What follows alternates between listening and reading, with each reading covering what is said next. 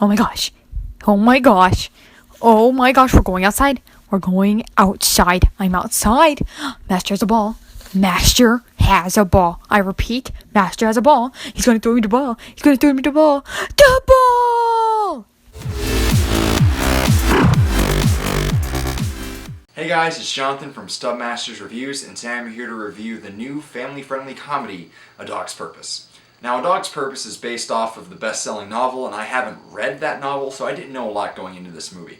And I really didn't have any interest in seeing this initially, but my girlfriend really liked the trailer, and she's like, "Hey Jonathan, please take me to it, it's going to be adorable." So I'm like, okay, I checked with the guys, they didn't care.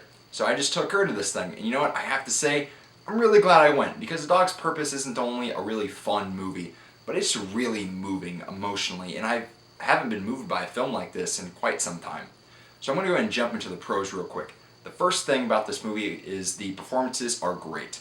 Josh Gad as the dog was a wonderful casting choice. He did an absolutely fantastic job voicing the little nuances that this dog does and his thought processes, and they were just really entertaining to hear throughout the entire movie. Also, the other standout performance is a little reserved, but that came from Dennis Quaid. He did a great job. I'm really impressed with how he brought realism to a damaged character, and you really don't see that until towards the end of the film. But he did a really good job displaying that as well. And all the other characters in this movie, that there's just so many different big name people, I can't go ahead and name them all, but they all did a spectacular job. The next thing I want to go ahead and say that was great about this movie is its unique narrative structure. It's split into about 3 or 4 different acts, and each act is kind of its own story, but they all interlock at the end, and it tells one overarching story that's completed by the end of the film.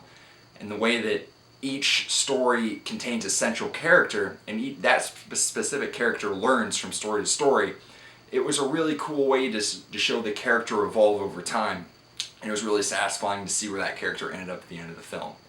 The last thing I want to go ahead and say that was great about this movie was how emotionally moving it was.